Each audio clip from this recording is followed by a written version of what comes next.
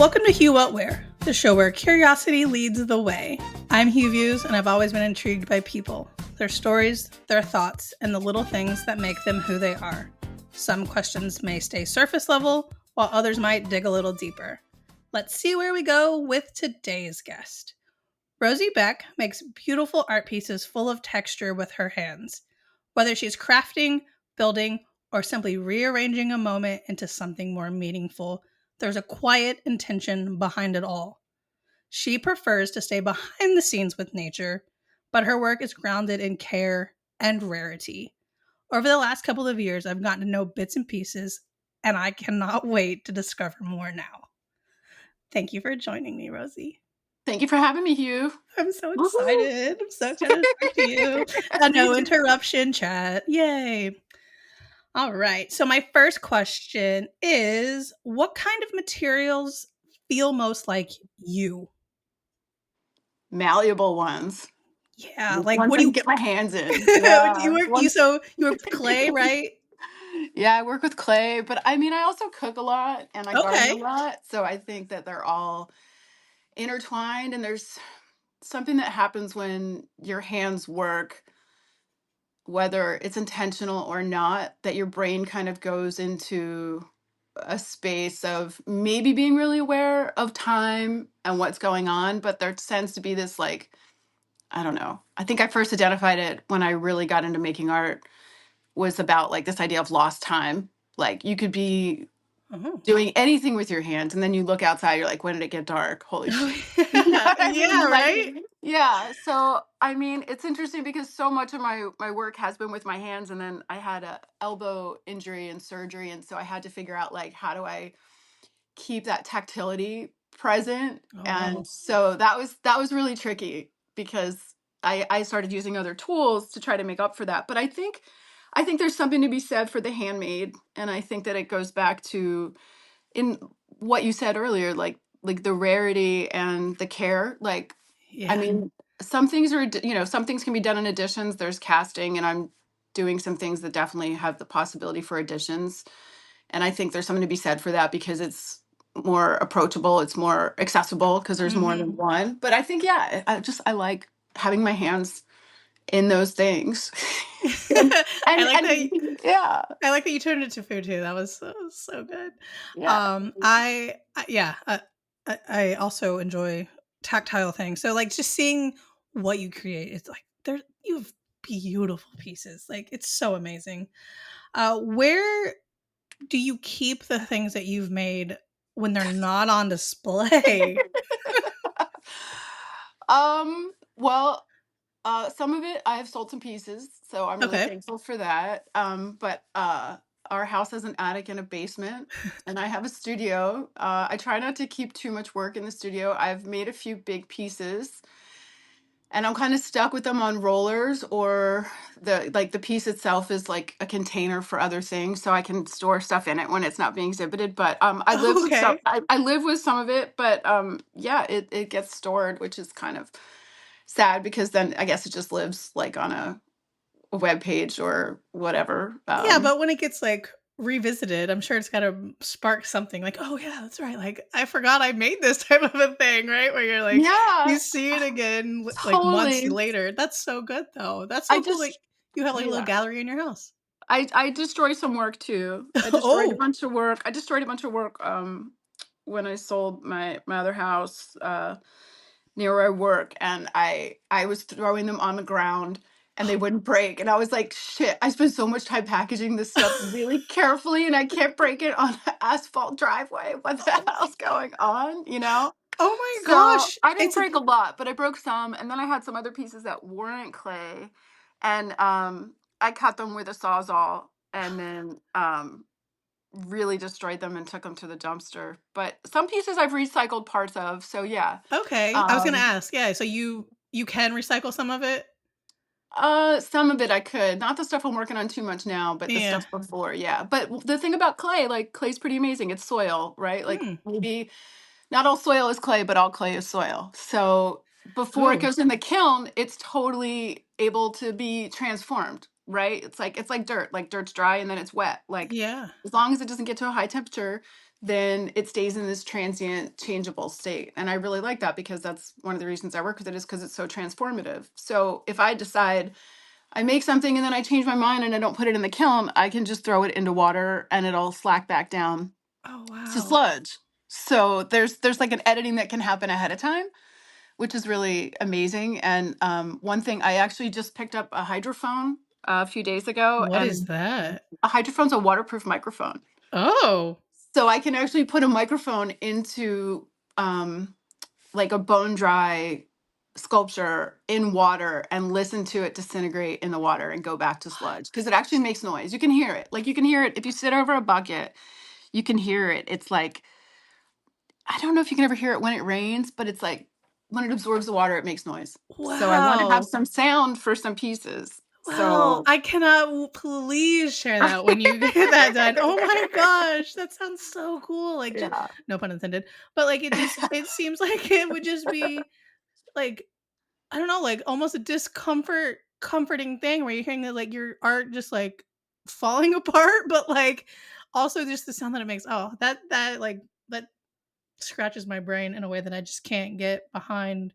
Even though I have an audio degree, I'm like, wait, you're gonna put that in your artwork? Oh, it's I want to just know what it sounds no, that's like. amazing. And it's like I in the middle of the night, like I'm just gonna hook it up to my laptop and let it be out in the studio. Hopefully it'll be yes. quiet and just see what it does. But the other thing I bought it for is for my coral reef so that I can hear the corals and the fish because I there didn't is even noise think in about there. that. And I need a soundtrack because I'm working on that project, which is a year, it's going to be a year and then 2 years and 3 years. I'm video documenting on a regular basis it building up with corals.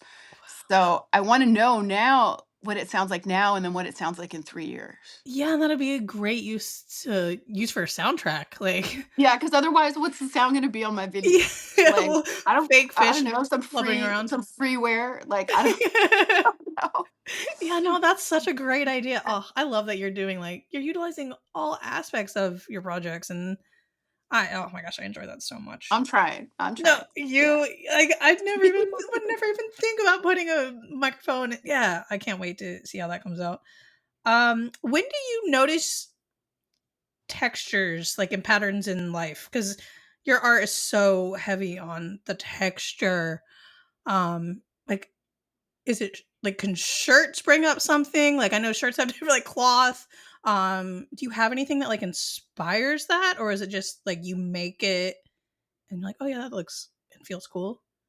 I think in the studio, the textures are really important because it's how it holds the surface and how it collects light or it reflects or Mm, refracts light. And then you have color, which brings in, like, the emotive, like, how does this make me feel, right? Like, if mm. it's dark or if it's light or if it's subtle or if it's harsh. But I generally wear, like, black clothing on a regular basis, mostly because I don't get dirty and because it's just easy and I just buy like 5 of the same thing. If I like it, I'm like, okay, I'm gonna buy 5. And then Yeah. I don't have to make any decisions when I wake up in the morning. But the So textures smart. are really interesting. And I remember flying with a colleague um, and they were sitting next to me on the plane and we were flying like from New York to Texas or something for a conference. And she's like, I never noticed the textures. Like it's like, and it was true. It was like everything had a slightly different texture. Yeah. And so I think, yeah, I mean, inherently texture is part of the things that we come in contact with the world, whether it's visual or whether it's physical, like through touch or through taste, right? Like when you eat food, you might love the taste of something but hate the texture. Yeah. Right? So it's Yep. like it's a multi-sensory experience. And so I think for me, I am just influenced by everything. Like I'm endlessly curious. Like there's no end to like the questions just keep going. So that's one reason I'm so excited about this who, what, where project that you're doing because being that way, I think I take a lot of pictures of those things for reference and then my phone gets filled up and it can't update and then I'm like, why did I take this picture? I don't know if I need it or not. And everything's full in my Apple storage is full and I'm like, so part of it's like, yeah, I think it's all we just absorb it all and we take with it what it is. And sometimes I'm really intentional in the textures. Like I will right now I'm actually dipping some fabric into liquid clay that it's clay that I dug, and then I have to do this special processing to get it to be able to do certain things with less water. I won't get into the too Wow. much chemistry of it, but like the texture is really interesting. So I did one with cheesecloth on a white, like almost porcelain like clay, and it was Oh, really wow. beautiful. And then I did burlap on a terracotta, and Chromie was like, "No, no, that's just you can't. It's gross. It's just like the terracotta with burlap was just really offensive." And then I was talking to someone else. I was like, "What do you think about this?" They were like, not so much." It was So like everybody's getting, like, the same gut reaction from it? Like, maybe the not. burlap with the terracotta like definitely turned people off because it was like really rough and it was stringy like burlap, like it's kind of burlap you like Oh, wrap a bush yeah. in outside, like, and so people were like gagged a little bit because it's not quite terracotta, it's more like poop color. So I think Oh, that was okay. why, like, so it was just really funny because like the white one's like really, it's really ethereal and it just feels like really light. And the texture of cheesecloth is really subtle and it moves a lot more because it's so fine. And the burlap is like stringy and nasty. So I'm still going to do something with the burlap piece. It's interesting to hear like not everything is beautiful, right? Like some people are really Yeah. offended by that. And I like that too because you don't want everything to, well, maybe not. I don't know. Sometimes you want things to be beautiful. Sometimes you want things to be gross. But So that's such a cool contrast, though. It just simply made like, you're making it the same way, but I mean, obviously, I know it's different fabric, but it's still, like, such a reaction, right? Like, do the totally, color and the fabric. That's so good. That's totally. oh, yeah. I love how much you, like, get into your projects. It's Oh, amazing. thank you. We kinda touched on this, but, um, why do you think touch and texture matter so much? To us, to me, or to Yeah, like, to just yeah, I mean, to you, I guess. I mean, and I don't think everybody notices it. You know hmm, what? Like, I feel like it yeah, I don't think everybody knows because when I see old buildings or whatever, I'm like, "Oh, wow," like, there's it's falling apart, I like this about it, like that about it, and people are like, that's an old building, like, what what?" Like, "It's falling apart, why do you care about that?" And I'm like, "I don't know, it just looks cool." So, I feel like that's kinda the same aspect as, like, textures, right? Like, yeah, I it mean, oh, sorry, go for it. no, I'm thinking still. So I don't know. I mean, I don't know. I don't know. I was that kid, like, so I grew up going to a place called the Franklin Institute in Philadelphia. It's like the Please Touch Museum. Like Oh, there's Exploratorium in San Francisco. Like there's like children's museums, yeah. and you're supposed to touch it. Like Yeah. there was this heart, and you walk in it and it beats. It's got a soundtrack and like the walls. It's made out of like plaster and fiberglass, and I went back, I don't know how many years ago, but it was like falling apart. Like it Oh, definitely needed love, right? It was like yeah. some like sculptor art handling crew built this thing. But like you were allowed to touch it, you were allowed to interact with it. And like when you go to most museums, you're not supposed to touch the art, right? Yeah. So like I guess my folks just always instilled that sense of curiosity and like that tangibility, and they were makers also. So I guess like materiality I was always really conscious of, and I think that maybe is part of it. I don't know, maybe we're born that way, but I also think it's definitely something that can be learned through the kind of experiences you have as a child. And so I just think that I don't remember ever not being interested in touching stuff and like getting in trouble for it. Like, don't touch that. Like the first time probably I went to like MoMA or not MoMA, but like the Natural History Museum. Yeah. Even like, like certain things you're allowed to touch or not. Or like you go to the aquarium and you're allowed to like feed a stingray, right? Like Yeah. I don't know. I don't remember having that when I was a kid. Like we went out to the Long Island Aquarium and Crummy's like feeding these sardines to a to a stingray, and I was really grossed out about it. Yeah, But like, "No, thank you." yeah, so some things are definitely more agreeable than others. But I don't know. I think for me it was learned as a kid. Maybe it's inherent, but it's just part of I think what it is to be human and just experience joy too. And it's not always joy. It can you can touch something hot and Yeah. but I'm always really conscious of like towels and sheets and like I don't know, like the softness of those things. So maybe I I know just have you like hyperactive fingers. I was like, "I know you can't see me, but I'm, nodding aggressively." I'm like, "Yes, me too, me too." Yeah. I'm the same way. Like, as soon as a towel gets I'm like, "No, we gotta get new towels. I can't deal with this one anymore." But no, yeah, I like that a lot because it is. You mentioned that both of your parents, did they both do art? Yeah, yeah. My mom did it professionally.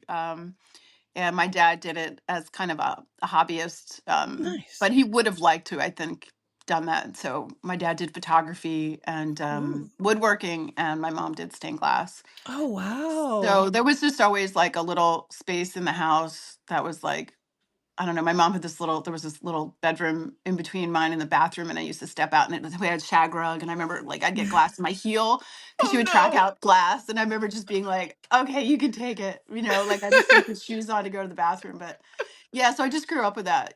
So I think I always, when I was a little kid, we used to go to like, you go to a birthday party next door or something. And I walk around and be like, where do you guys make stuff? And they're like, what do you mean, like food? I was like, no, Oh, like stuff. And I grew up going to craft fairs and things like that, which was amazing because you get to talk to the people who make those things, right? yeah. And so, like, I remember growing up with, odd and end little clay tiles, or I don't know. I had some kind of wood. I don't know what it's called. It's like wood. It had little metal pings on it, and you can play it. I'm not musical at all, but you know what I mean? Or like, and Yeah. then sometimes my dad would be like, "No, we can't buy that. It's too expensive. We can try to make that at home, though." And then we try to like, okay, let's try to make a dulcimer. Like, no, I couldn't. I didn't have the skill set as a kid to make a dulcimer, but he did. You know. Wow, that's so cool to So have 2 yeah. parents that, like, were always making. My parents were not like that, so that's so interesting to me. I totally took it for granted. I thought Well, everybody did. I Thought everybody mean, was like, I think that's what when you grow up, right? That's what you think. You're like, everybody's life is the same pretty much, right? Like, both my parents are the same as yours, but no, like, that's so cool. Like, I'm sure you were like, "I've got glass in my heel again. No, thank you." yeah, But that's such a cool environment, like, as you're saying, looking back on it, like, to know that both of your parents were creative, that's very cool. Like, yeah. that's They a didn't want very, me very to. cool aspect. Yeah, they didn't want me to go to art school. Like so. Really? Yeah, I didn't go to art school for undergrad. So yeah, not Why till I were was in, they not till I was in grad school. why were they against it? I guess they were worried about my stability of financial Oh, okay. They were like, security as an "We know." adult, and they said you can just do it like we do it, like or my dad, like, well, I don't make a living doing Yeah. this. He did something else, but Okay. I took art classes as an undergrad, and then I did go on to grad school. For I got my MFA. But Yeah. I was good in science, and I did science because I liked it, and Well, so that makes sense. But then I was like, I'm not gonna pursue science after my undergrad. But it's cool that you do both though. Like the fact that Yeah. you like not many people can take multiple things like that and combine them into one. Like Well, and just like keep making new things. Like it's so cool. How many different locations do you have like certain set locations that you dig at? mhm, I do. I do. Okay. I've dug at about 25 different Oh locations. wow. A bunch of them turned out not really to be usable. Like it's not clay. I mean, when you dig soil, it's never 100% clay. It might only be like 40%. Oh. So, but that can be enough because when you buy commercial clay, like if you go to the clay store and buy it in a bag, it's not 100% clay. We just call it clay because it has like plastic characteristics, or like it Okay. fires and it fires and it turns into terracotta or it turns into porcelain, right? So yeah, I have a couple. I have a few that are amazing, and some of them are more work than others. One of them I have to hike 5 miles to What? get to, and 5 miles out, and carry. I can carry a 40-pound backpack before my arms fall asleep. Oh my I like lose god. all circulation in my hands. Oh shit. So I don't go to that one very often, but that one's the best. And then I have a couple others. There's some that are really public, which is great. There's one up near where I work, and Oh, I'm okay.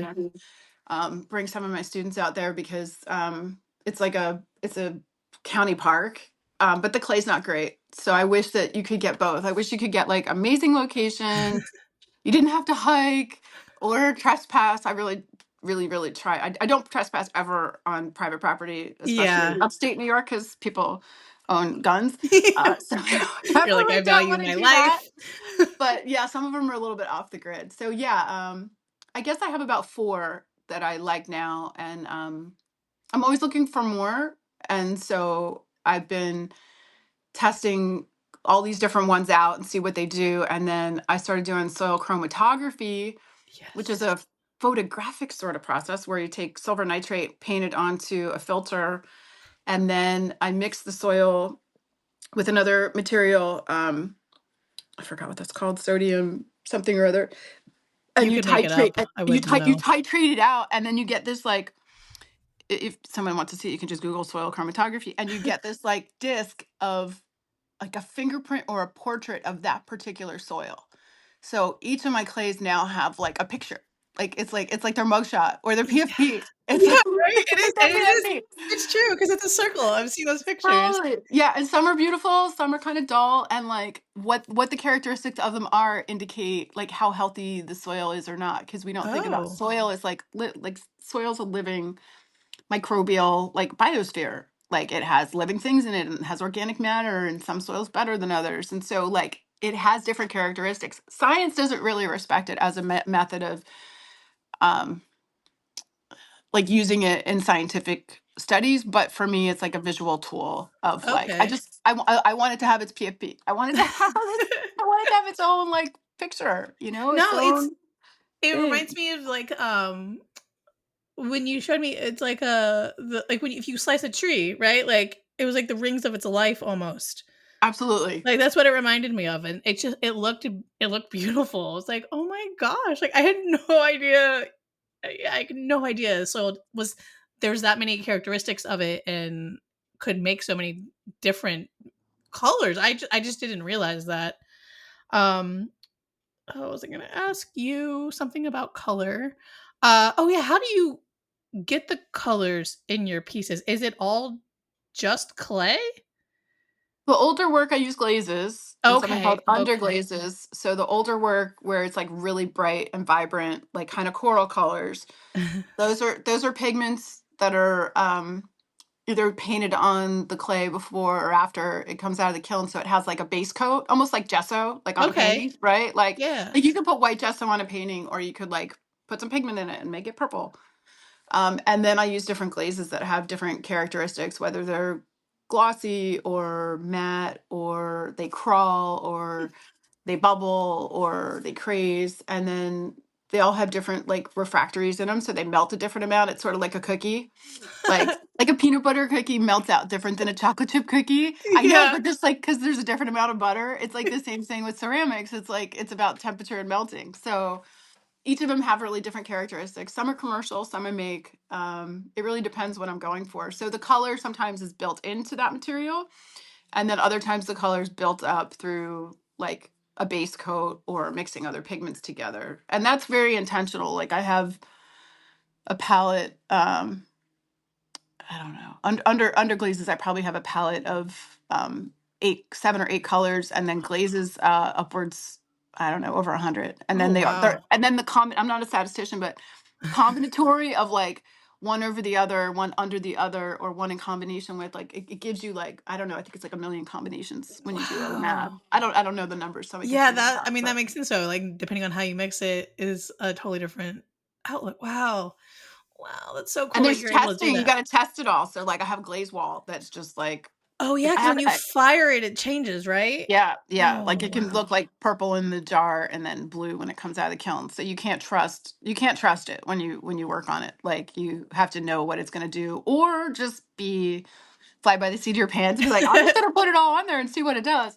I generally don't do that because I've spent Yeah. so much time building the sculpture, but there's something to be said for just, like, you know, just going for it and being like, "I don't know what it's gonna do, I'm just gonna do it." Have you, like, because I would not have thought you about not thought about you destroying pieces, but you mentioned about destroying when you guys moved. Um, have you freshly taken something out from firing and been like, "No, like, this isn't it," and, like, just been done with it? I can't tell you how many times. Okay. Yeah. But you can put it back in. You can cook it Okay. again. You can recook it. Yeah, Oh. you can totally like I don't know.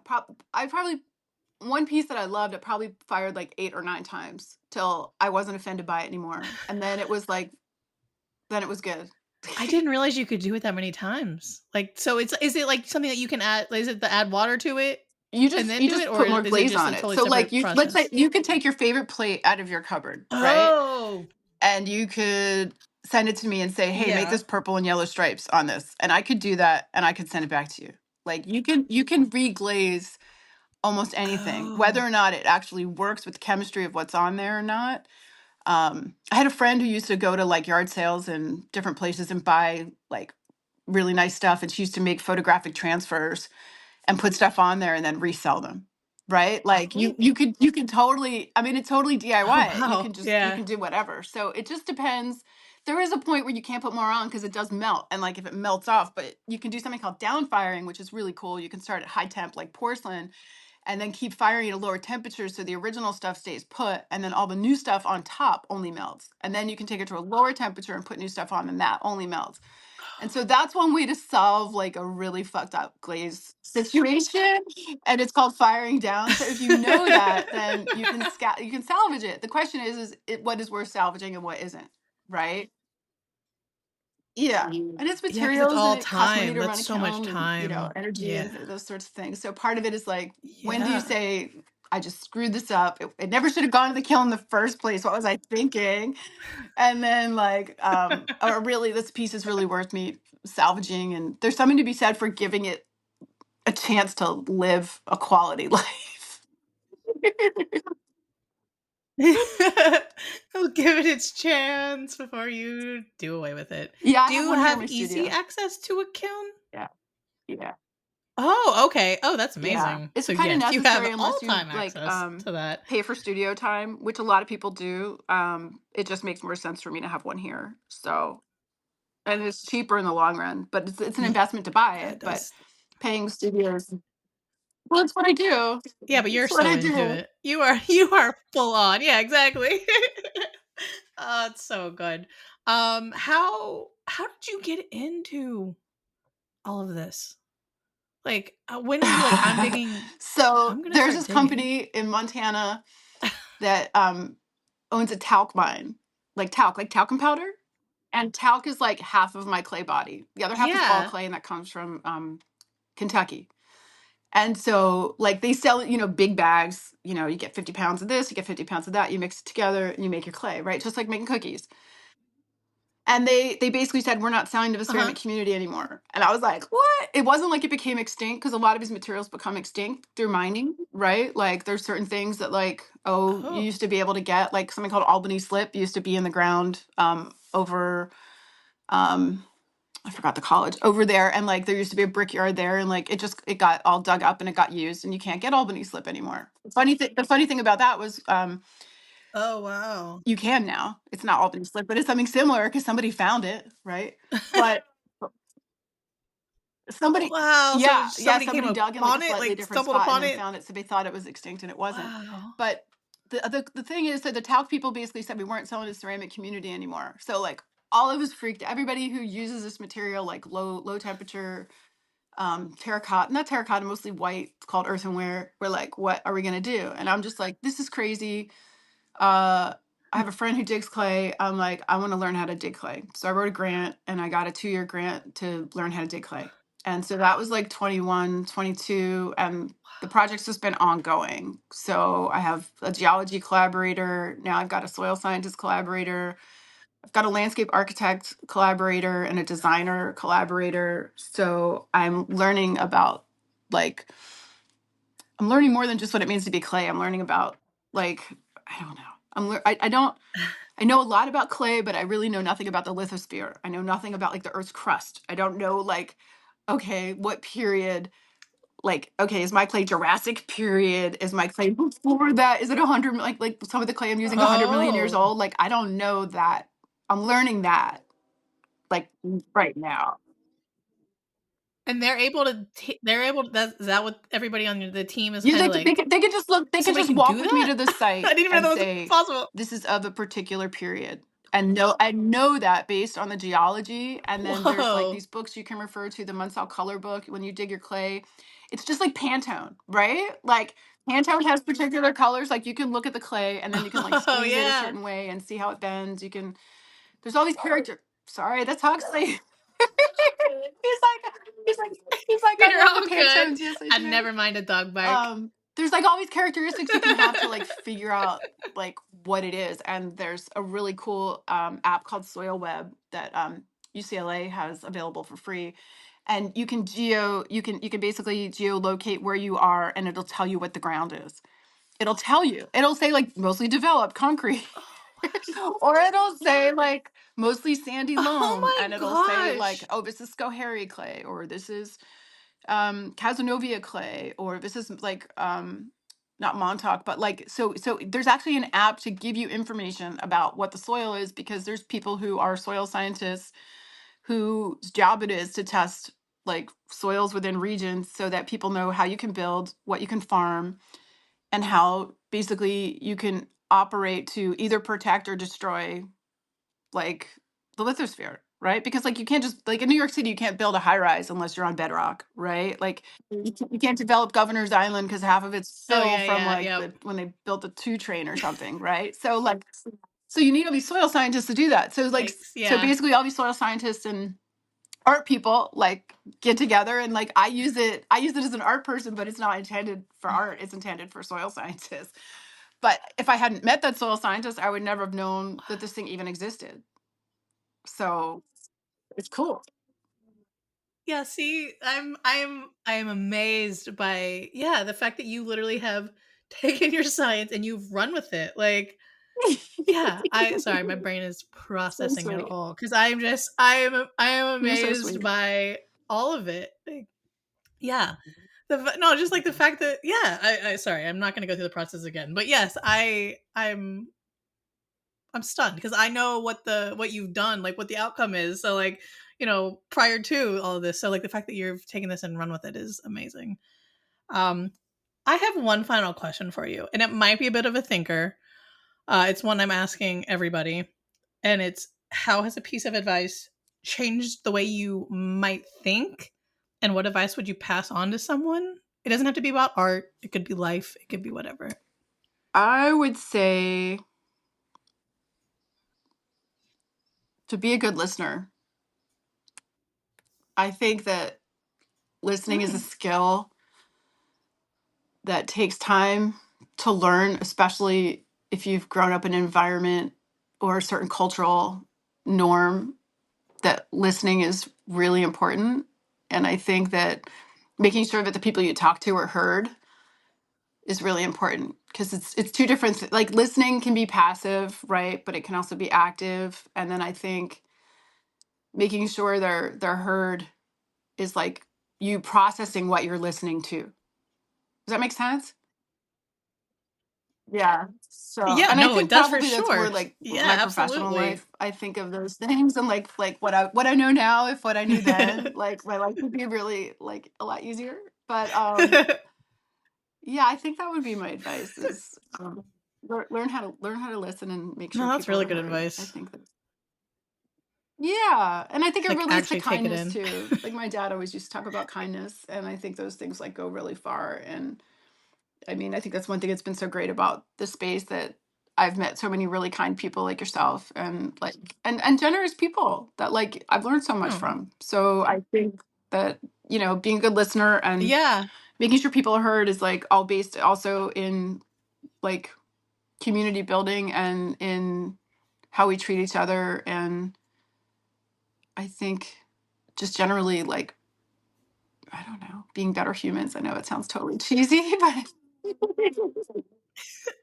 No, no, it doesn't. I no, it doesn't. It makes perfect sense, and it's definitely like, yeah, I'm excited you said that because like all of these conversations that I'm having, like everybody's advice. I was worried about asking that question honestly to people, like the same question, but I'm like, everybody's giving little different snippets, and I'm just like soaking it in. I'm like, okay, I'm making this for myself, but like I hope somebody else like can take that on too, because I don't know, like hearing different people's thought processes and lives, right? Like, yeah, you should know to listen to people. You should know to be kind to people, but to hear it in a way where, yeah, it just I appreciate you taking the time and telling me all of that, like honestly, because um it makes sense and it resonates. Sorry, I'm just like I'm sitting in it for a second to like take it all in. oh, thank you. I really want to say thank you for joining me and like opening up about the personal side of it because I know you stay anonymous and I definitely appreciate you talking to me about this. I know you've done it a couple times on Hang Gang and all of that, but um you are very kind and you're very thoughtful and you check in on me when you're Well, like, because I "Hey, think about you. are you okay? I see your art I haven't every heard from you." day. I So, see your art every no, day, and it I makes me so appreciate happy. that. And like that's part of it too. Like your hoops are like Oh. in a really prominent spot, and Chromie's got the banana pieces over in the office, his cave. And it's like, so like I think about you because I see your work, and it's like, and your work is not separate from who you are. I know some Hmm. people might think that that's the case, but it's not. So I'm like, oh, I wonder how he's doing. I'm gonna check in on you, No, like. I appreciate And that. I like dropping you stuff. I like sending you stuff because I I haven't definitely appreciate all that. this work I haven't shared yet because it's in progress. I know, I feel like I'm in on a It's all in secret. I'm progress. like, So "It's it so won't be good." shared with Rosie Beck stuff because it's not that profile. Yeah, yeah, yeah. It's not that profile. But It's not but no. I think it's cool because I like being able to share it with you, and you're like a separate entity from like other folks. And so there's like a real, I don't know, I feel like it's a really, like, we have a real true friendship, and I really appreciate it. I like sending you stuff. So Yeah. Oh, I appreciate that. No, I feel the same way about you. That's why you were one of the people that I was like, I need to talk to Rosie. I need to pick her brain. I need to know more about the clay. I didn't even that's okay. scratch the surface with They're the doing coral, okay. but They're doing we okay. will I'm like, we didn't even talk about that, but I'm like, that project too. I'm like, it's just, yeah, you're bringing life into the tank, Well, into the thank you. world, and I just think Thanks for that's having so me. This freaking is cool. awesome. I had such a good time. But And we thank always you laugh. again. That makes it Yeah. amazing. Yeah. I know. I was like, "Oh, I'm talking to Rizzy? That's fine. We'll be good. We'll just laugh the entire time, even if nothing else." Awkward pauses? No, no, no, not us. We will laugh. All right. I want to thank you one last time. So, I do appreciate all your kind words and support and for collecting my work and all of that stuff. Well, thank You're you. We love truly, it truly every kind day. and thank you.